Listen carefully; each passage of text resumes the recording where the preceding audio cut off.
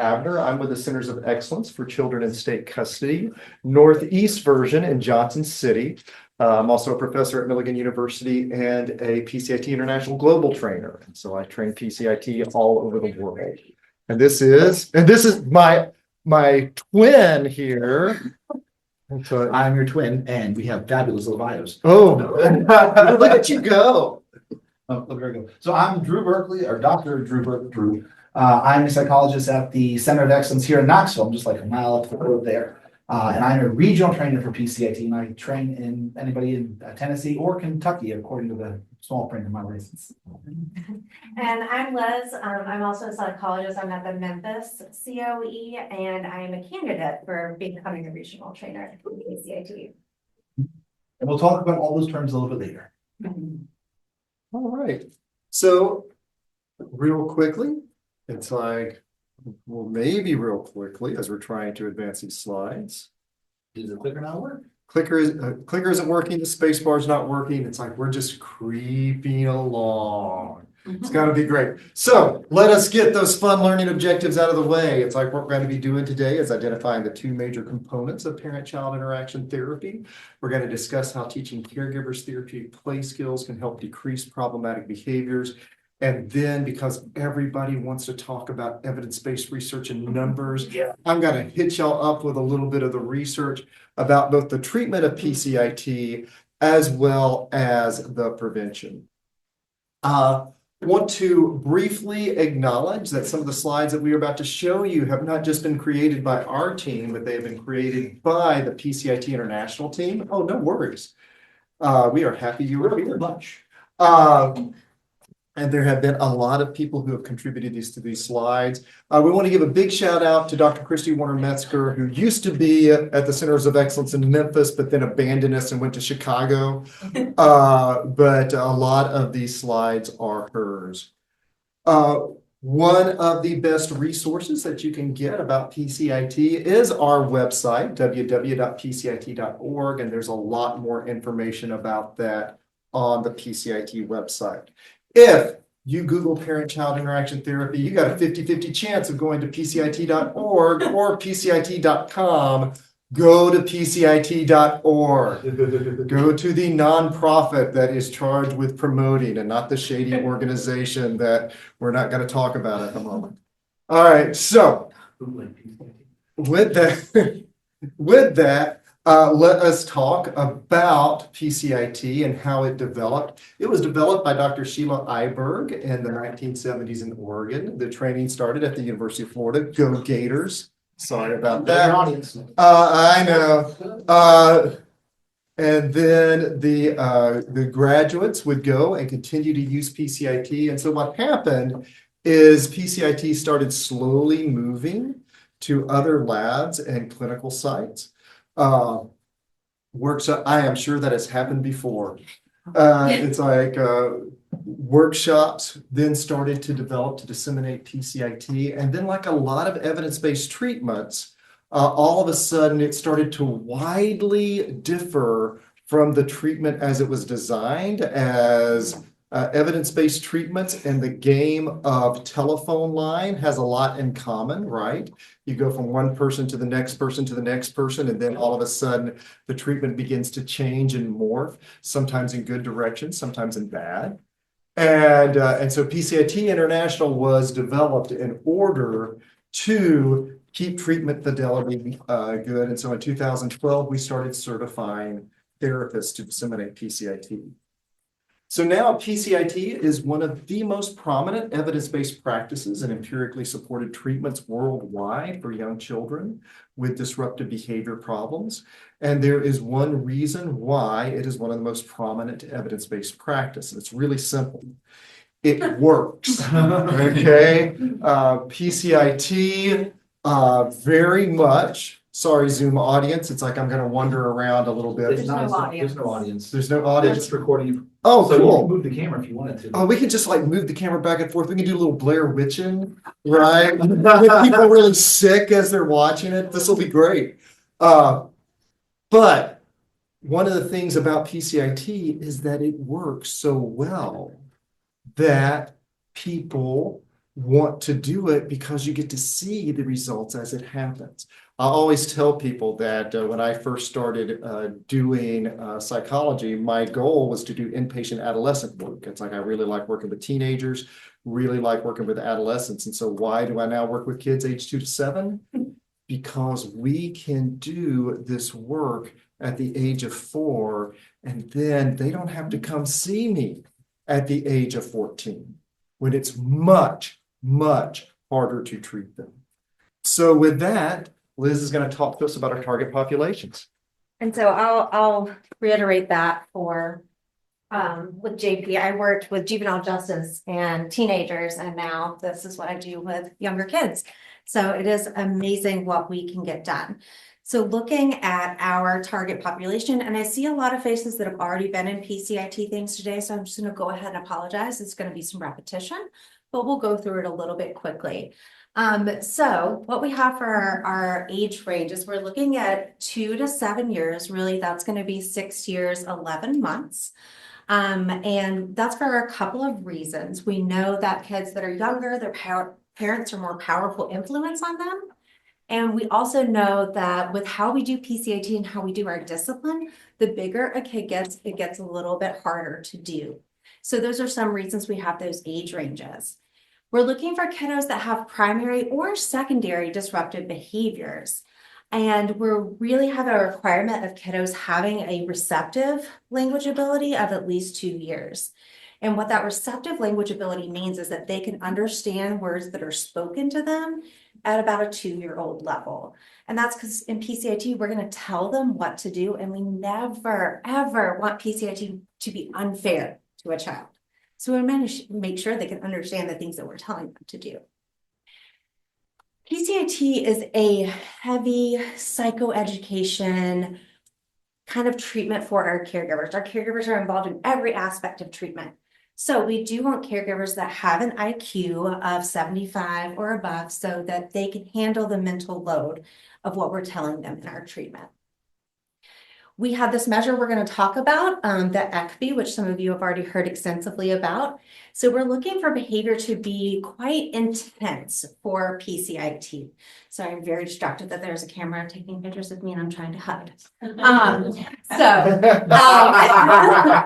But so what this means right here, this ECB, is that PCIT is for very disruptive behavior problems. It's not for very small things that we see with some kids with just some disobedience. So we're looking at significant disruptive behavior. And we want to make sure that our therapist is fluent in the family's primary language.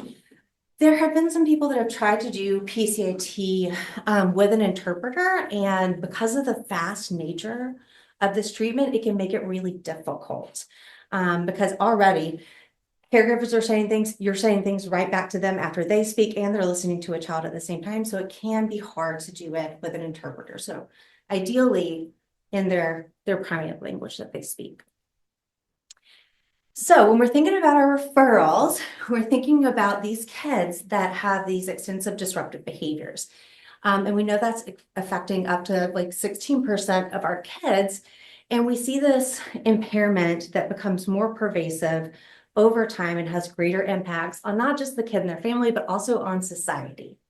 So we see an increase in adverse health impacts on our kiddos. And we know that this delinquent behavior, unchecked by treatment or some sort of intervention, really gets us on that trajectory to delinquency when we become teens. So back to what JP had said, like catching it early, handling it early is going to send us on a better trajectory across our lifetime. So I have a question. Yes, ma'am. It was saying it increased the risk of like. No, so without doing disruptive behavior disorders increases the risk of asthma and diabetes. Not the treatment. Yeah, perfect. So disruptive behaviors. So your kiddos that have ODD, conduct disorder, or those symptoms. When we have those increased behaviors in a child, they are more likely to be at risk for developing asthma, diabetes, and epilepsy. Why is that? Well, JP, do you want to talk about the Sure. extensive of that? Essentially, one of the things about, first of all, there's a correlational compound. It's like that, kids who are exposed to a lot of stress are much more likely to develop both physical and emotional health issues. So some of that is just a correlational compound. But the other thing that happens, is that, how to say this, the more poor physical choices you make, the more likely you are to get sick. A great example of this is that if you're somebody who gets into a lot of fights, you're more likely to get head injuries. Does that make sense?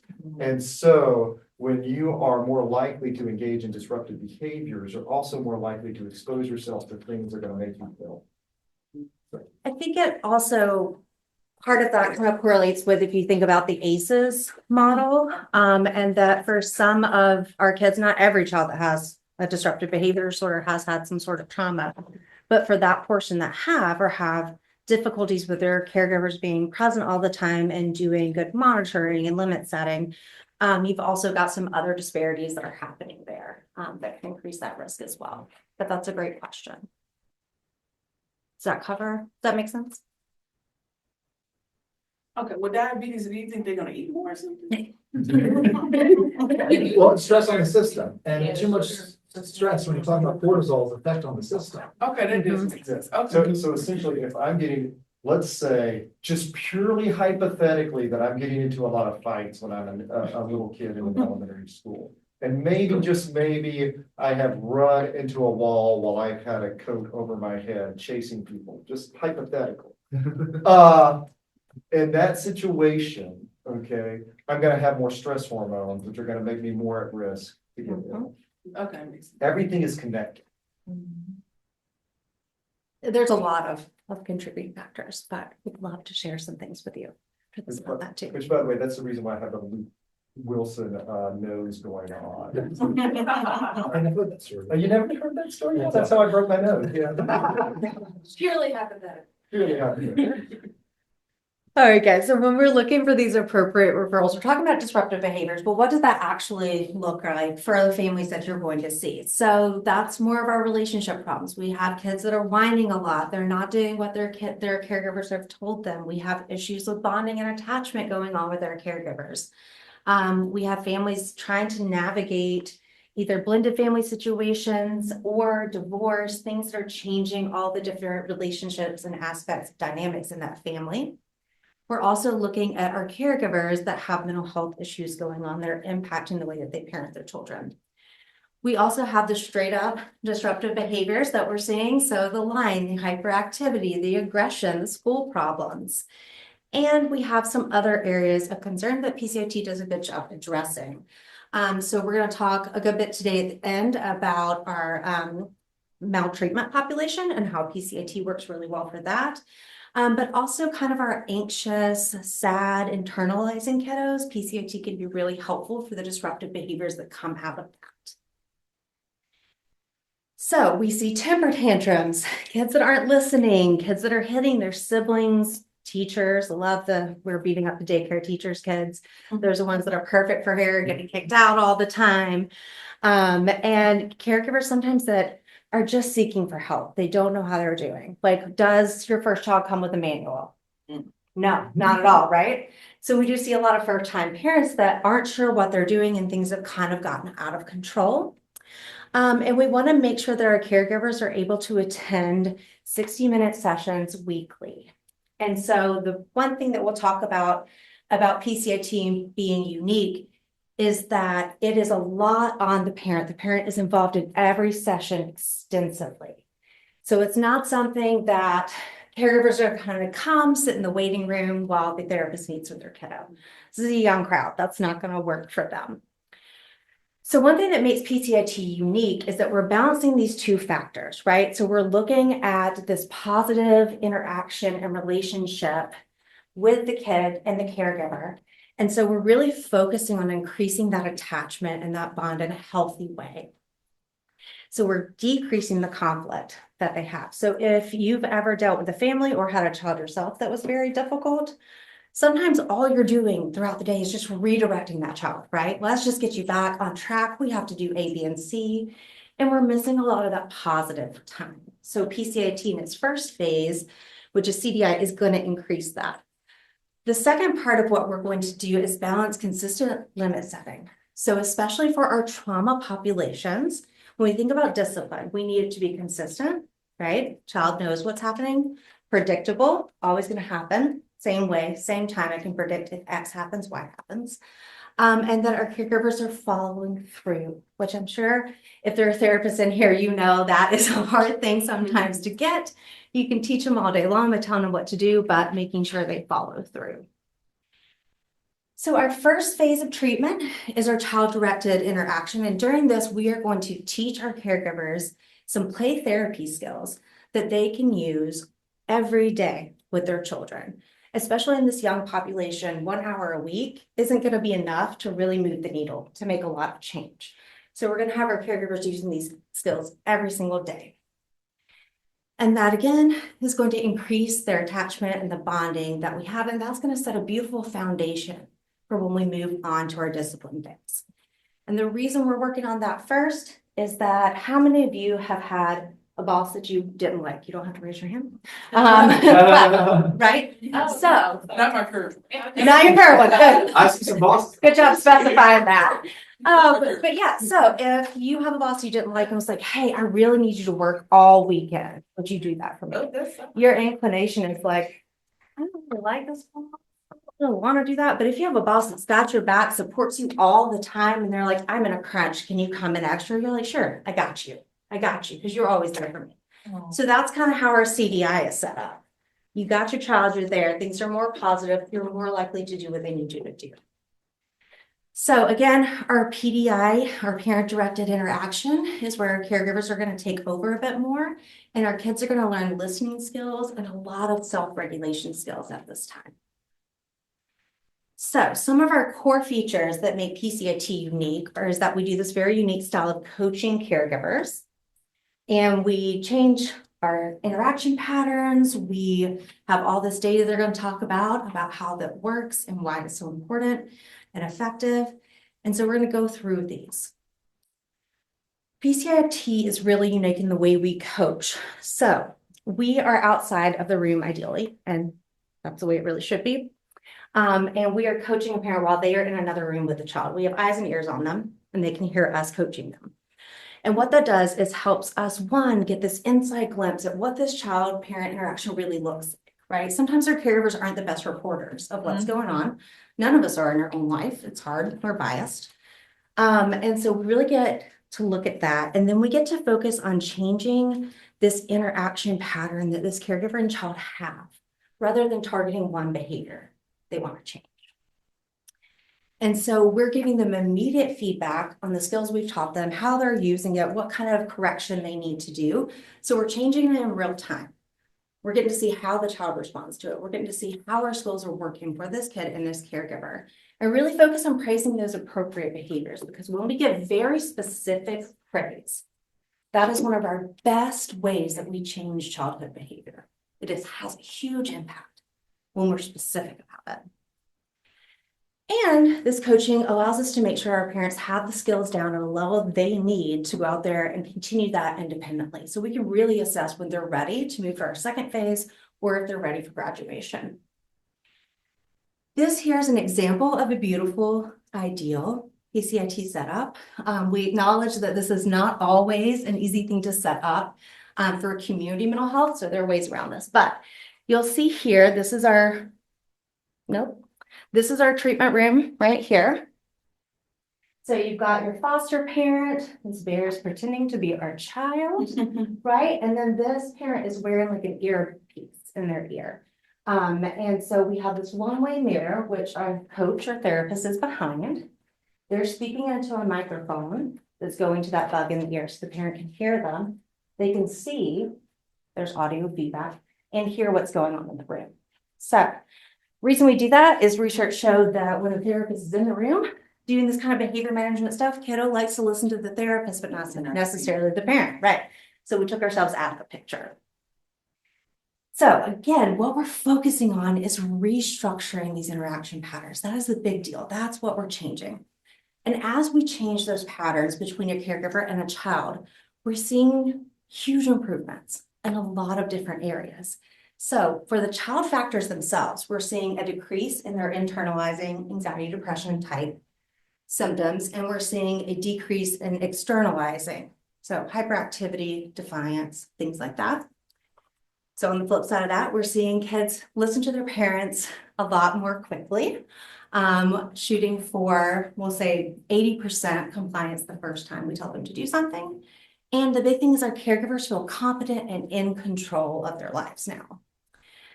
So those kind of things are what we're seeing when we have very long maintenance of gains, which JP will talk about in a bit. So the other thing is that we're taking data points all along PCIT treatment. So we're getting that equity we spoke about earlier, where we need that high intensity score. We're measuring that every single session. So we're seeing this parent report of how intense these behaviors are, what frequency they're happening, and we're tracking it. And so we're able to track that and see how the treatment is impacting this relationship and this child's behavior. That allows us to set treatment goals. It allows us to monitor that progress. And we can see also, as we look at the skills, and we actually code them and count them every session when we're coaching with a parent to see how well they have gotten proficient in these skills. So there's a lot of data. Parents love the data. You would think they're like, ew, no, but they love it. And it takes you out of it. You're not saying, hey, you're not doing this right. You're like, oh, look, numbers. They say you need to work on this. You have a question, and maybe you addressed it, and I just didn't hear it. So, like, is there ever a point in time where the therapist has to step in the room? Like, if the parents Yes. are just not getting it, and they don't understand, like, what's really happening? We try to avoid that at all costs. There are some rare and special occasions that you would need to step into the room. So most of the time, if you have parents that are giving a little pushback, because you're in their ear, right? And if they're not doing what you're saying, not responding, we'll do a lovely, can you hear me? It's a beautiful, beautiful method. And then sometimes they're like, yes. And then they still don't do what you're doing. So you may have to stop and have a chat about what's going on with that. So we teach parents all these skills beforehand, just one-on-one, so they know what's going on and what we're expecting. So we have shared verbiage when we go into this. And so if we say, do this, that's something they've heard and practiced beforehand. And we have different statements about, like, we will tell them exactly what to say and then explain why we did that as well. But yes, most of the time we don't have to. Thank you, Drew. Any other questions? Did that answer? Yeah, it is. Okay. So, length of treatment. One thing about PCIT is that it's not time limited, which a lot of manualized treatments are. You go through these 16 sessions, boom, we're done. What we found in the research is that that doesn't fit every family, right? Every family is not going to need a certain amount of sessions. Some need fewer, some need more. And so what we do is that since we're coding them and seeing where their skill levels are, we're going to stay with them until they've met those skill requirements we have, which we call our goal criteria. Once they've met that and they say they feel confident and comfortable doing that, then we will send them on their way. That doesn't mean we keep them forever. If their skills are beautiful and great and they're like, no, I want to stay. I'm like, I'm breaking up with you. You have to go. You know what you're doing. But on average, 12 to 16 weeks, I will say in a lot of community mental health settings. I know out in Memphis, it takes us a bit longer. We're more in the 20 to 24 week range. So it kind of does depend on your population. And that's going to be really focused on how much your parents can do and stick and be consistent with it. And now JP is going to come talk to you. Dr. Abner is going to come talk to you about the scientific support. Because I know what all of y'all were saying when y'all hit the conference today. You were saying, I want to look at effect size numbers. All right, that's where everybody was at, right?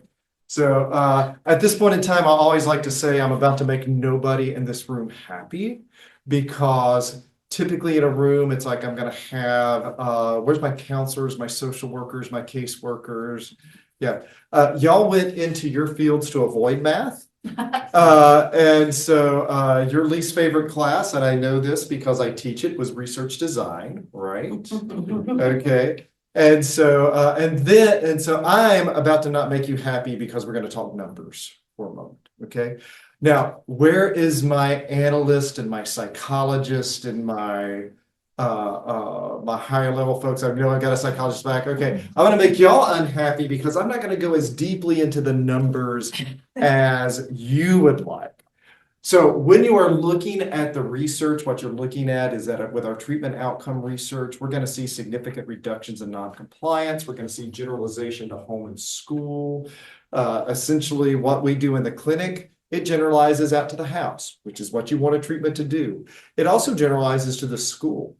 It also generalizes to untreated siblings. And so if you've got one 3-year-old in the house, the parents learn how to do those skills with the other 5-year-old and the other 4-year-old. And my record is I had 8 children under the age of 5 in one household, 2 sets of twins, 1 foster, one bio, and it was a lot of fun. But we also see overall changes in the caregiver's interaction style. Essentially, when you say, who is our client in PCIT, we'll actually say it's not the parent, it's not the child, it's the interaction between them that we are focusing on. And caregivers are going to report a lot less personal distress and more confidence in their ability to control their kids' behaviors. Now, in order to be designated as a evidence-based treatment, you have to have at least 2 randomized control trials to your name. PCIT has more than 100 randomized control trials now. I've actually lost track of the exact number.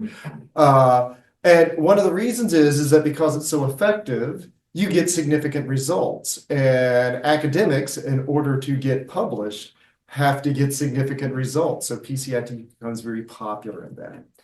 PCIT, many of y'all may be here because of this, was one of the first 4 mental health models initially cleared by the Administration for Children and Families for the Families First Clearinghouse. It is rated by the California Evidence-Based Clearinghouse as well supported. It is ranked as supported by both the Kaufman's Best Practice Project and the National Child Traumatic Stress Network.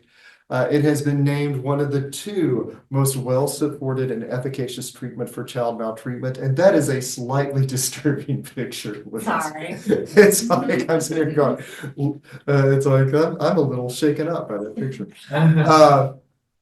Now, in the sort of showcase study, in the initial seminal study, they looked at 3 to 6-year-olds, both in the United States and Australia, with disruptive behavior disorders.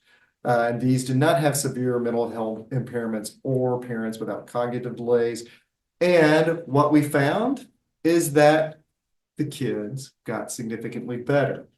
So one of the things you're going to see in PCIT research is this is really consistent. Okay, if you have kids ages 2 to 6 with disruptive behavior disorders and they're not getting treatment, guess what? They don't get better. Kids who are getting expelled from preschool and at age 3 are going to get expelled from school at 7. They're going to be in school suspension at 10. They're going to be in juvenile detention center at 14. And so disruptive behavior disorders, it is not the terrible twos. They do not go away. They stay with you. And however, young children's brains are very adaptable. And so as a result, if they get treatment, they get better, and they get better very quickly. And they get better to the tune. The first study had an effect size of 1.4. We'll talk more about that effect size a little bit in a second. One of the things about PCIT is there's been a lot of follow-up research done. So we found really good 1 to 2 year follow-up treatment gains. We have found really good 6-year follow-up treatment gains when we do the studies. And so a lot of evidence-based research doesn't do a lot of follow-up studies. So this is a very unique aspect of it. So all of y'all in your least favorite class, that research design class, except there are a couple people who go, I really liked my research design class. Had a great teacher. But all of y'all remember statistical significance, right? If something is statistically significant, you got about a 1 in 20 chance that those findings are due to chance. However, a lot of folks never really got the idea of effect size in their classes because that's really only come around in about the last 15 or 20 years, and most of your professors did not learn it, so they don't teach it. But effect size is really important because it's not enough to say that something is statistically significant. You want to know how big that impact is. So I'm going to take you through a quick tutoring of effect size, okay? And my apologies to all of my real researchers out there because I'm going to murder this. But this is going to give you enough for you to understand it when you see this effect size in the literature. So let's start off with baby aspirin, okay? And some of y'all go, this is an odd place to start. But we're going to start with baby aspirin because if you are a person of a certain age and you have a cardiac history in your family, at some point in time, your physician has said, John Paul, you need to start taking baby aspirin every day, okay? And the reason why they say that is that there is a statistical significant likelihood that if I take baby aspirin every day, my chance for heart disease is significantly reduced. And it is significantly reduced to the point of a 0.1 effect size. And you may be saying, well, how big is that? Well, what that essentially means is that if I take baby aspirin every day, I have a 3% less likely chance to die, okay? Now, a 3% less likely chance of having something isn't a whole lot, unless you're talking about death, okay? And if you're talking about death, interesting enough, what most people don't know about the study is they stopped this study halfway through because they decided that it was unethical to continue the study when you were 3% less likely to die. And so they went out, started giving everybody baby aspirin. Okay, by the way, this is one of my favorite marketing things. If you go to your drugstore, okay, you will find baby aspirin in the baby aisle. And in the health aisle, you're going to find aspirin 86. Okay, low dose aspirin for your health. And do you know what aspirin 86 is? It's baby aspirin, but men won't buy baby aspirin, but we'll buy aspirin 86. All right, now, therapists in the room. Therapists in the room. How many of y'all are sort of medication conservative? If you can treat somebody without medication, you prefer to do that. Quick show of hands, how many of y'all kind of medication conservative? I'm medication conservative. And so as a result, in my practice, I have a lot of ways, I have a whole toolkit for treating ADHD that I used to walk a lot of kids through. And with treating ADHD, okay, non-medically, it's like it was very common for me to work about 4 to 6 months with kids. And some kids would show some really significant benefits of all of my tricks. A lot of kids wouldn't. And so then I would have a conversation with the parents, and depending on the age of the child, and we would say, do we want to go ahead and give meds a try? And a lot of times they would. And then we give meds a try. I've been working with this kid for 6 months. The very next day, the kid is doing better in school on meds. And the reason, any of y'all ever had that experience? Okay, the reason why that you have that experience is that there is a 0.9 effect size of the impact of stimulants upon ADHD behavior. It's a whopping big effect size, okay? For a point of reference, how many of y'all are familiar with like cognitive behavior treatment on anxiety and depression? Very effective treatment. That's about a 0.6 to a 0.7 effect size, okay? PCIT has a 1.43 effect size, okay? That's huge. In fact, it is so big that people who know, look at Liz is like, oh, cocky over there. But it is so big that people who know numbers will often say, I got to see that study. And Drew likes to mess with me on the slide. I changed it back for No, you. yeah, you did change it back for me. I Thank you did. so much. He'll like put in the 2.7 effect size that Cheryl McNeil got on a study. But It's anyway, more recent. that was more recent than this. Now, I will tell you, one of the criticisms of evidence-based research, okay, is that when you have this study was done by the founder of the study.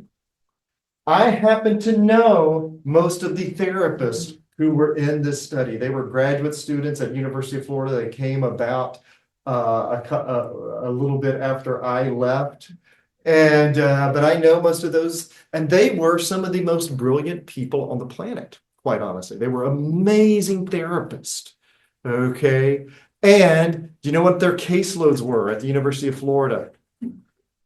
Like 5 kids. They had like 5 kids. And so they really got to focus on these kids. And is that the real world? No. Caseworkers, do you work with therapists sometimes who are not the most brilliant people in the world? Yes, right? Slow head nods. It's slow head nods. I wish I had said that so quickly. But, there's a lot of variability out there among caseworkers, which is why, and so one of the criticisms of evidence-based research is that a lot of times it's done like this in highly controlled settings, where you've got the best of the best being supervised by the best of the best, which is why I love this next study. This next study was done in the state of Oregon, okay, and it was done with real therapists. It was done with therapists who have huge caseloads, not quite as huge as Tennessee, but nobody has as huge caseloads as people in Tennessee. But they had huge caseloads. They were master's level clinicians. They did not graduate from Harvard and Yale. They graduated from Poughkeepsie State and other places. And so, and what we found is that if they graduated their clients from PCIT, they had an effect size of 1.65. Okay, this is over 1,500 clients. This is real world folks. And if they got at least 4 sessions in, they had an effect size of 0.7. Even if they didn't finish treatment, we're still looking at a really high effect size.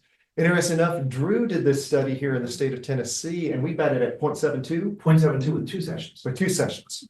So we were looking at 0.72 with 2 sessions, if they had at least 2 sessions.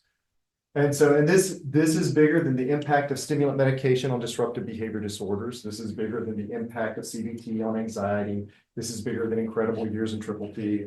It is a whopping big effect size. The other thing I want to mention here, when we talk about treatments that are evidence-based, the waitlist control that you saw earlier, a lot of treatments that say, oh, we're evidence-based, we have waitlist controls and this is our intervention, so much better. Absolutely, no doubt. But then when you see that we're comparing to other people who get treatments, this isn't just they're not doing it, because treatment, all treatment, you go to therapy, you get treatment, it's going to get better a little bit. But when we compare to other treatments, our dropouts do better than other treatments completers. That's the feather we have in our cap when we look at the data. It's not just saying, did you not get anything? It's like you got something else that's really good and we got you beat. Not the Yes. competition. How is it measured to know that you've Sure. seen the improvement? So what you're looking at, there's a number of different measures that are commonly used in PCIT international research. The most common is the IBERT Child Behavior Index. It's a lot of which is just an intensity ranking of externalizing behavior problems. You also see a lot of parenting stress indexes used in a lot of the research. Some of them use different sort of child behavior checklists, but it's essentially parent report of their behavior.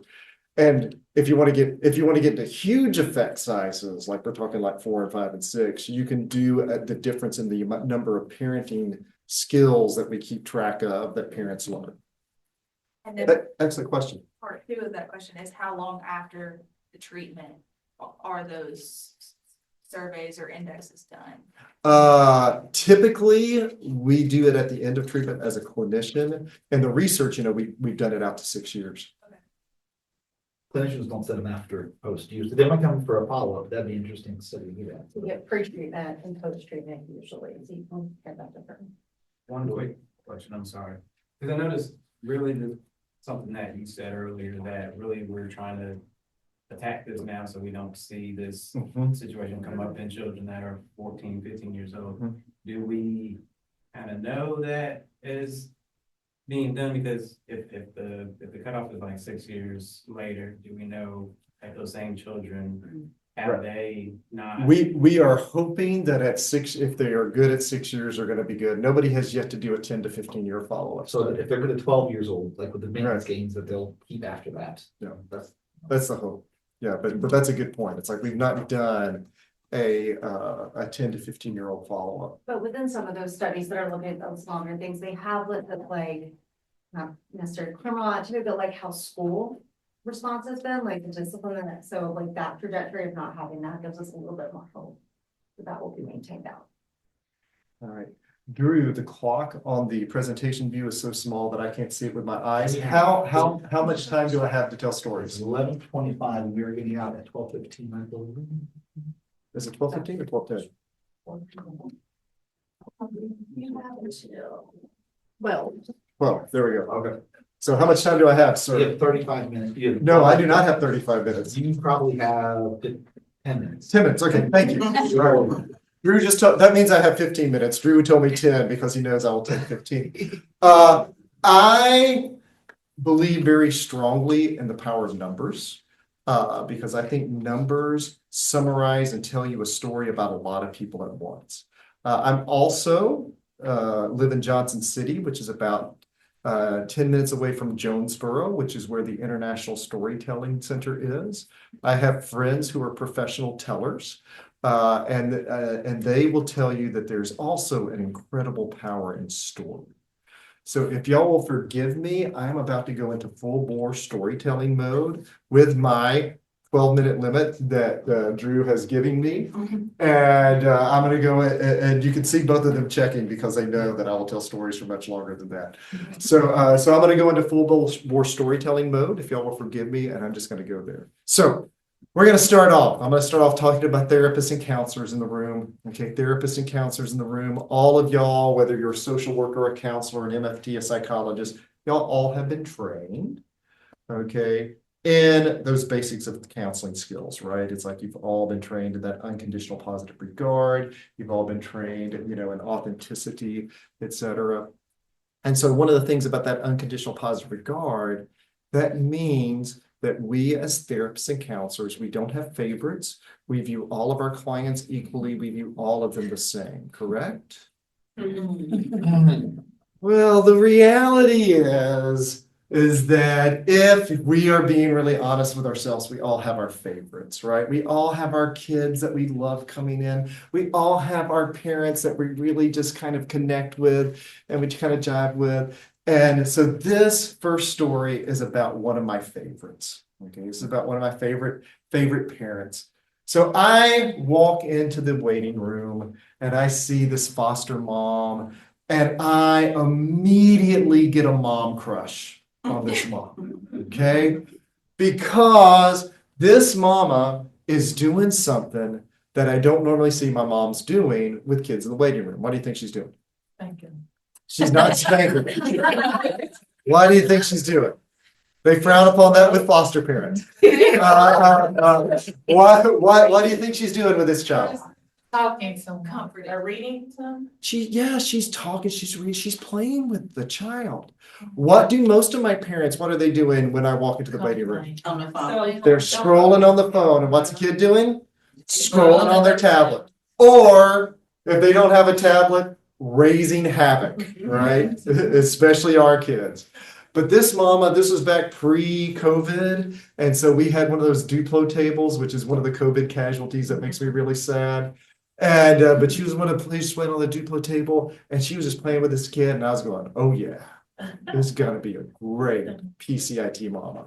And so I'm walking back into the treatment room, and she is funny and she is witty and she is positive. A lot of my foster parents will start complaining to you as soon as you give them an ear, but she is just really positive, and I am so excited. And I'm just like, oh, this is gonna be a great foster mama. And then we get into the treatment room, and she does something that takes me from mom crush to full bore mom love. Okay, I'm about to fall in love with this mama, okay? Because what she does is I ask that question that we all ask in some way, and I tend to ask it, and so what brings you in today? And so I go, so what brings you in today? And what she does is she pulls out a portable DVD player. She pops this kid into noise canceling earphones, pops in Wonder Pets, we're on the way, right? And I'm not a big fan of a lot of screen time for kids, okay? I will tell parents that you need to reduce your screen time. for your child's development. Why then is her putting this kid into noise canceling earphones? Yeah. She's trying to protect what he's saying. You're exactly right. She's about to say something she doesn't want this kid to hear. And so what she says to me is she says, Dr. Abner, I'm so sorry. It's like, I'm wasting your time today. And I go, excuse me? She goes, I got to tell you, it's like we have raised 3 kids of our own. We've raised like 20 foster kids. And I would have told you 8 weeks ago that there wasn't a foster kid on this planet that we couldn't handle.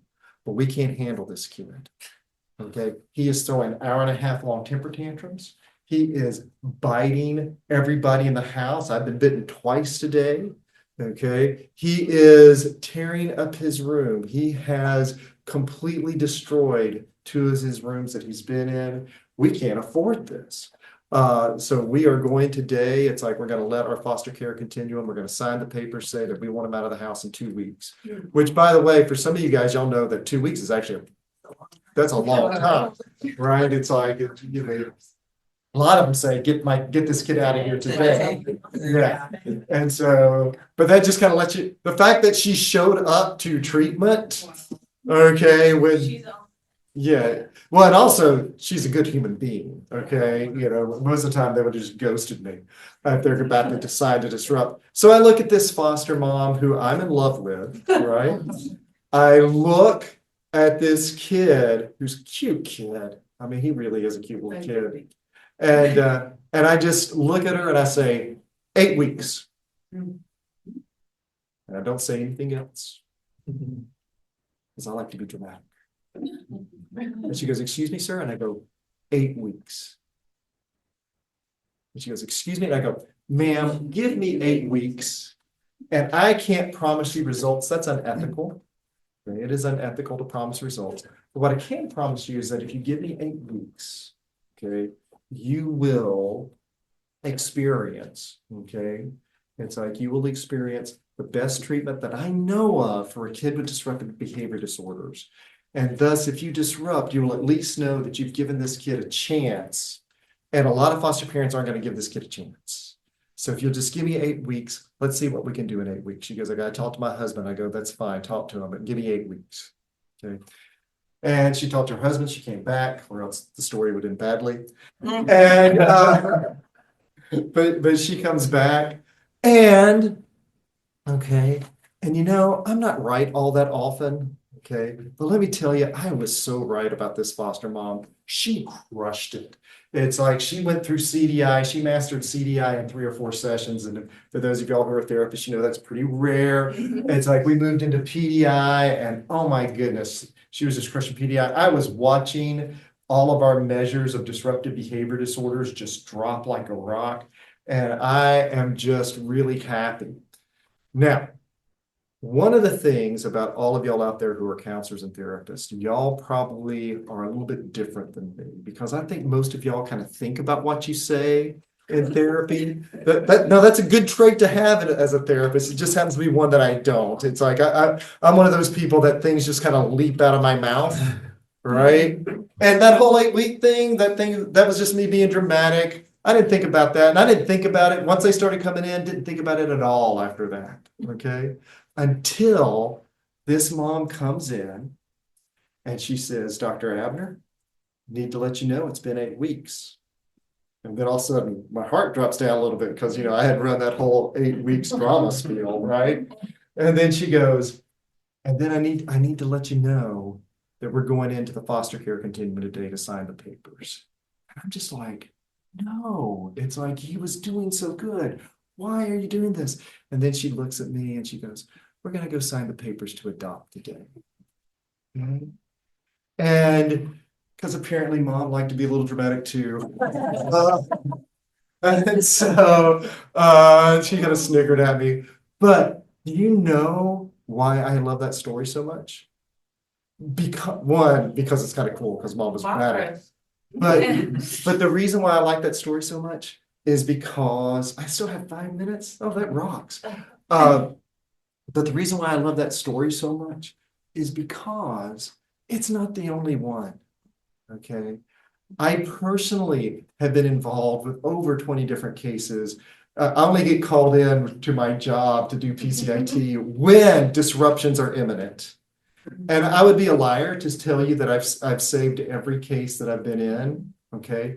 But I will tell you, there's at least 20 kids right now that I've worked with personally who are in their forever families because they were about to disrupt and PCIT stabilized. I've got one graduation coming up in 2 weeks that they were at risk for disruption, and we've got and we are actually pretty close to finalizing the adoption once we get TPR. And so I love that story because it's representative of others. Now, for those of y'all who are therapists and y'all trained in that unconditional positive regard, you also want to see all of your clients, right? It's like, because you love them all. It's like you care for them all. You don't have people that you don't want to see, right? You don't have people that you are secretly a little happy when they no-show on you, right? All right, so this is a story about my least favorite case. I was already prepared not to like this mom. Already prepared not to like this mom because she had her children removed from the home because of twist fractures to a 2-week-old. Okay, and she had her 5 or 3 and her 2-week-old taken from her. She had, I still to this day have no idea how this woman got such a good lawyer, but she got a great lawyer and she had 3 days a week visitation already, like 3 months after her children had been removed for a really grotesque injury. And so one of the conditions for her to get her kids back was for her to complete PCIT. And so I walk in, and y'all probably already figured this out yet. I'm not a smooth jazz therapist, okay? I'm a little hyper. And, but I go in, I'm being a smooth jazz as I can be, and I go, hi, I'm Dr. Abner. It's like, I'm going to be your therapist. And she looks at me, she goes, F you, you effing SOB. You effing can't tell me how to raise my effing kids. And all 3 of her kids were there. And so I go, okay, this is going to take a little work. Now, I will tell you, I am a fairly big dude. And I grew up on the wrong side of the tracks. So I have I tell people that I'm overly physically confident. Does that make sense? I have no business being as physically confident as I am, but I always think that I can take somebody, right? But I will tell you, that woman was the meanest, scariest woman I've ever seen in my life, and I was afraid of her. Okay, me and my 6'4" country boy self, I was a little terrified to be in the same room with her. But anyway, so for the next 5 weeks, that was our ritual greeting. Hi, it's good to see you today. F you, you effing SOB. You can't effing tell me how to raise my kids. And we kept coaching. She kept showing up because she was ordered to do so. We in PCIT, we are disgustingly positive. So I taught her the skills. She wasn't doing a lot of them, but when she did them, I praised them. And after about 5 weeks, she actually started trying a little bit. Okay, within 8 weeks, she started doing it. And when she did it, I praised her. And by the 14th week of CDI, which those of y'all who've done PCIT know this is a really long time. But by the 14th week of doing CDI, unless you were a trained play therapist, you wouldn't be able to tell the difference between her play and a play therapist play. Okay, that's the beauty of CDI. Okay, we move into PDI. Okay, with PDI, you have to learn how to give calm commands.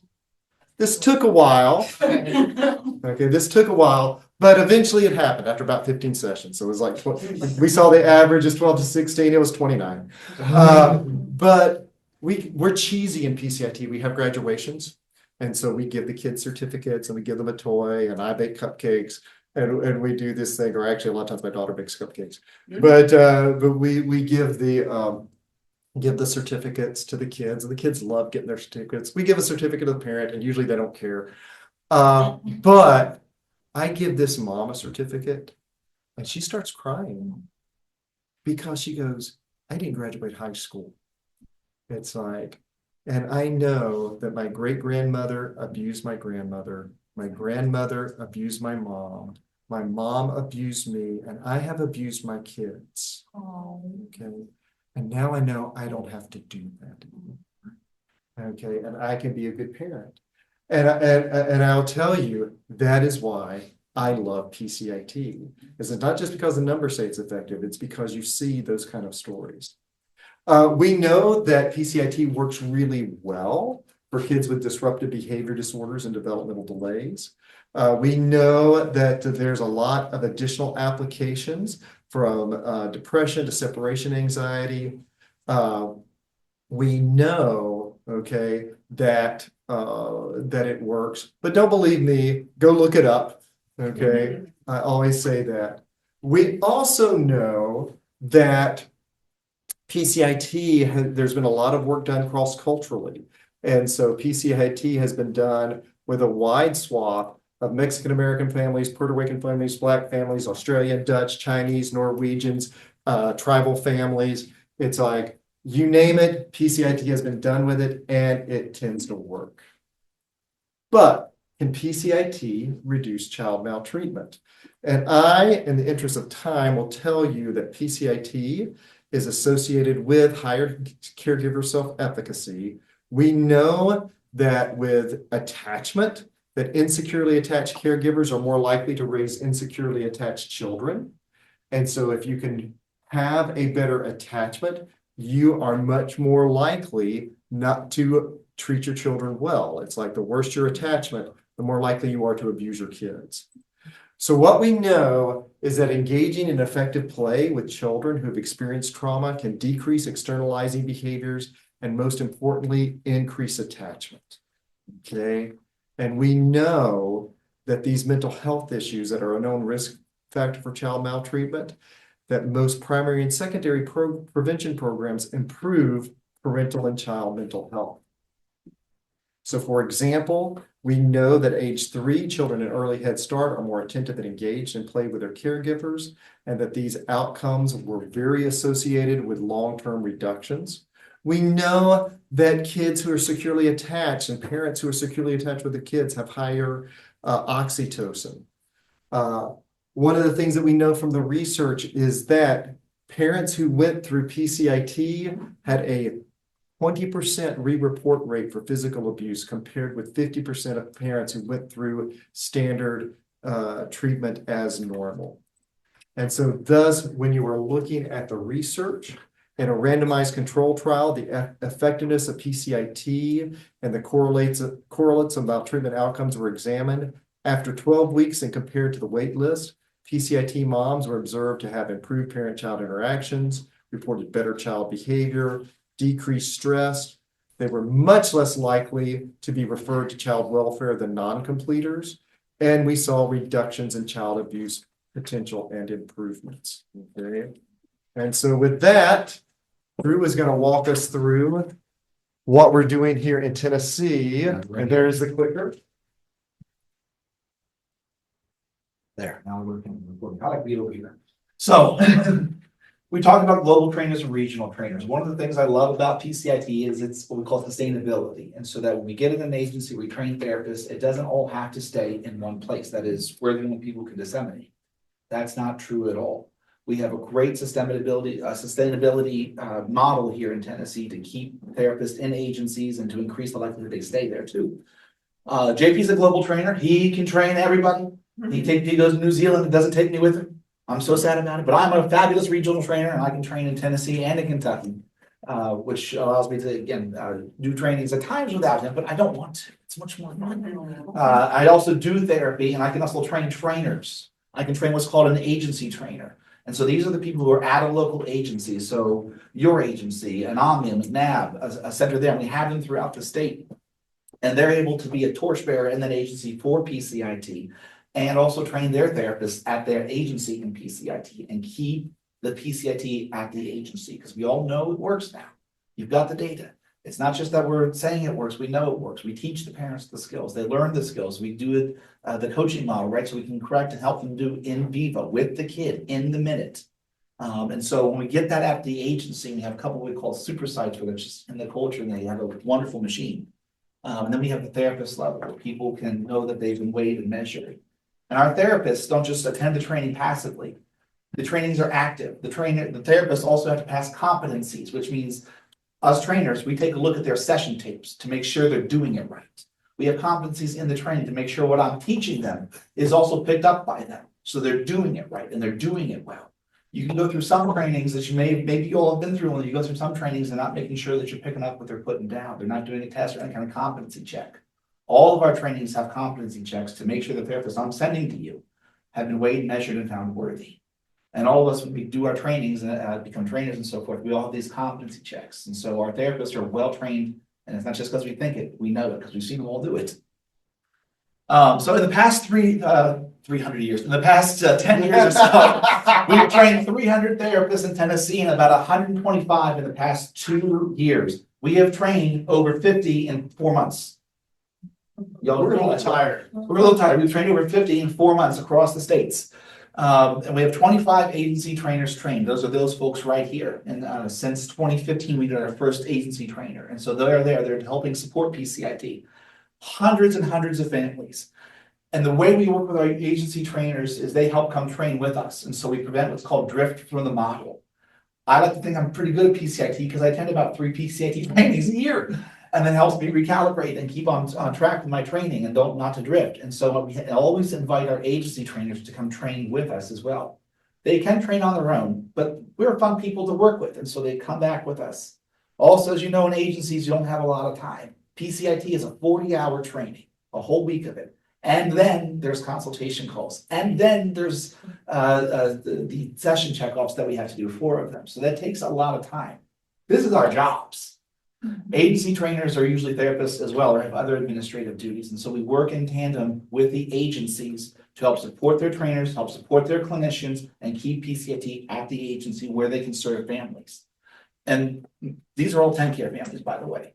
We only train, with very few exceptions, people who have taken 10-care or see kids who are in or risk of state custody. And so this isn't just, willy-nilly anybody wants to come. They're vetted as doing 10-care.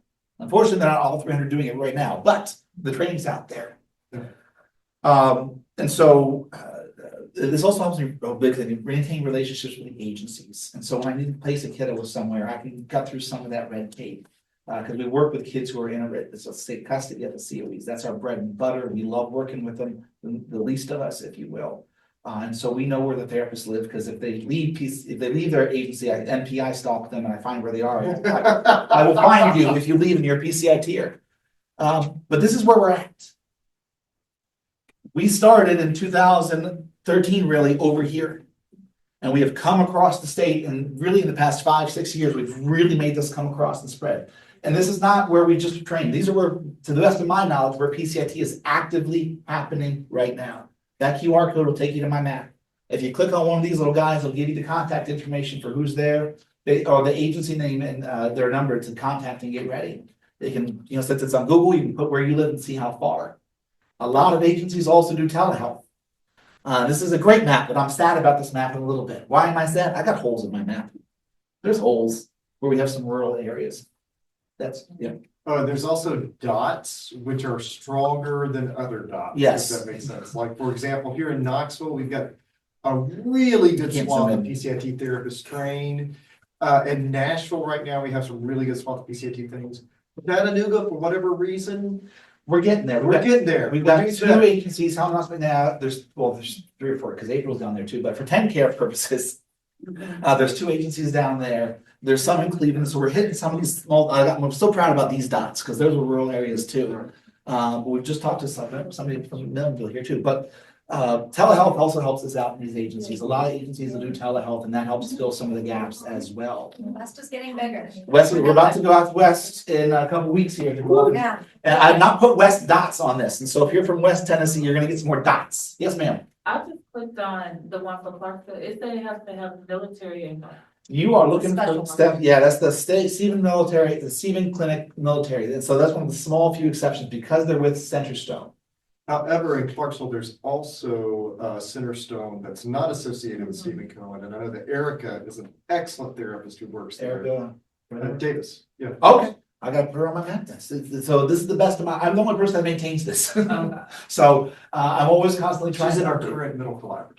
Okay. But if you're looking for West folks, you want Okay. I noticed in my area, the only percentage or the only is Junior's house, so when Yeah, they they're are visiting CAC. people Right. So those are the kids that are in our risk of state custody, yeah. Yeah, okay. And what junior South Lewisburg? It's Fayetteville. But I Fayetteville. cover a very large Yeah. area, but I mean, we have Columbia that they could, Lewisburg. And a lot of them can do Software. PCIT is very, I wish we could have talked more about telehealth. We got 10 I got 10. So a lot of the agencies do telehealth. And so if you, I like to keep them in the same time zone. So if any of the community mental health agencies, that's where I might start with if you're looking for it and you don't have a dot in your area. We are so well suited for telehealth because so much of our interactions are through a camera anyway. Yes, ma'am. I remember the doctor said they just deal with in custody kids.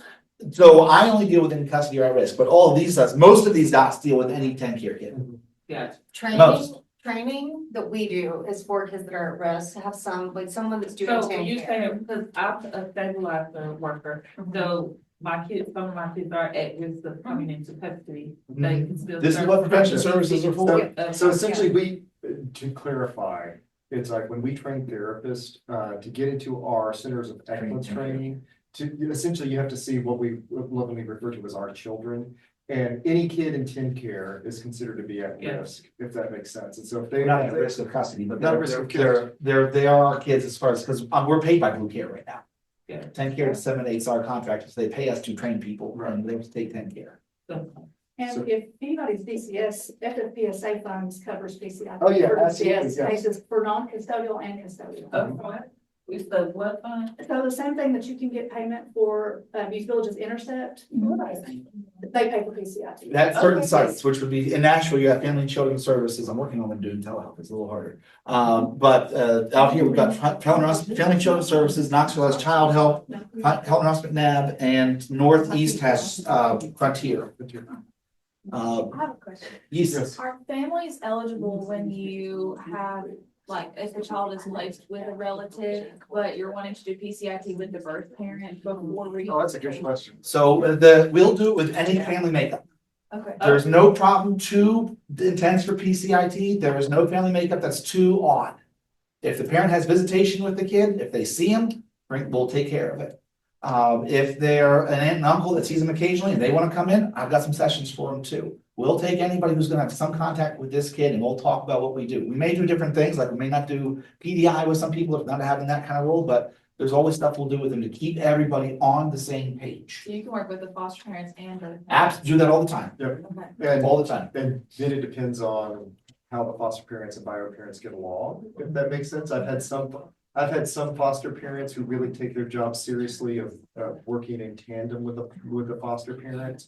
And then I've had other foster bio parents who would be leaving out the back door while the foster parents were coming in the front door. So it just, yeah. I've had parents wait on, I've had the dad custody battles where the parents had to wait on different floors of my agency because they couldn't see each other, but they could be there for the kid. Yes, What about if the kid is diagnosed with autism? yeah, absolutely. No problem to attend. That's actually one of my research areas. And so if you were looking back at the slide, it's like one of the slides when you were talking about the randomized control trials. It was with children on the autism spectrum. It's incredible for kids on the spectrum, the child-directed interaction. It's like one of my late, I'm currently like in that late life career stage. And one of my late life career goals is to get PCIT out better to the autism community. So it's great. There's no 2 to 7-year-olds. You give me a presenting problem, I'll got you. So I'll say Well, caveat, I'll say okay. caveat to that though, like make sure that your therapist is comfortable working with that population. Yes. Yeah. So like, yeah, everyone here feels comfortable, but you want to also make sure that the therapist is good with Is that. the age on the autism? Cause I have, 2 to 7. uh, So if you've got an 8, 9-year-old, 17-year-old. okay, yeah, Yeah, that's PCIT, old. that's a little bit different. We've got a old child protocol, that's still a little old for that, but, yeah. I don't got much for you on that, because I'm 2 to 7, actually 1 to 7, I'm about to get to in a minute. Maybe different services. There's somebody different, was that another question? I think you already answered it, because I was gonna ask about kids that were, in juvenile justice custody. Yeah, so 2 to 7, so sometimes with kids who are in the system a lot, I can squeak an 8-year-old in, because they're developmentally late, because trauma related to development, and they're smaller sometimes, and so I can sometimes squeak an 8-year-old in.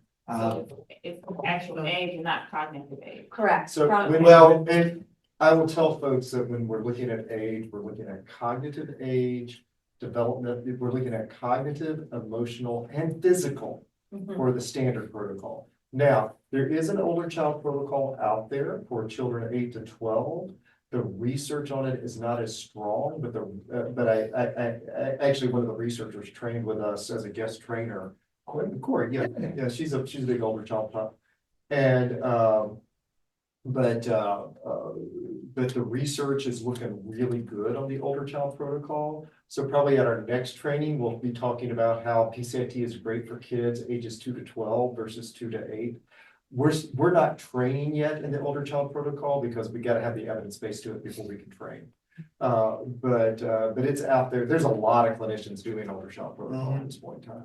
So you're saying there is PCIT for kids children over the age of 7. But it's not as widely disseminated yet. And the therapists that we've trained would have to read through, I mean, I've had therapists take it upon themselves, but I can't guarantee. These ones I can all guarantee, they're gonna see your 2 to 7-year-olds. Beyond that, it might be more therapist specific. However, if they're on this doc, we've trained them. They can always reach out to us and we are happy to guide them. So that's why I say I know where they all live. We train all of them. Does this work with, state baby court? So let me go on to this. So we also do have a model. That was a Great segue. Thank you, Robbie. Move along my slides. So we have an adaptation that's in the research development that we get to be on the cutting edge of called PCIT Toddler, which is for 1 to 3-year-olds. And it gets at different parts of it because especially for our 3-year-olds, there's a little overlap there, but some of our 3-year-olds are really young developmentally. And they're looking for cases, all of them. Except for Helen Ross. I think they're pretty good there. But even at the COEs, you got somebody in Knoxville, let me know. I'm trying to get my postdoc. She's getting trained in PCIT Toddler. She's looking for cases. If you've got somebody 1 to 3 that could use PCIT, I can get you in next week. We also need in West, in West. I'm in South Central for toddler. Let me know. Where's my card? Give me my card. Call I'm on me. that age. I have a 9-year-old. There's nobody in our region. So There's gonna be a big push for that though. We're hearing that they're letting all the Betty Court people know. We've got one in here right now. yeah, Hamilton County needs a provider for that age. But and once again, this gets back to the PCIT, if they have a functioning internet in their home, PCIT, unlike a lot of other therapies, works fantastic from a distance basis because it's a distance coaching model already. I'm not in the room. I am not in the room for 80% of a PCIT session. I'm back in my observation room.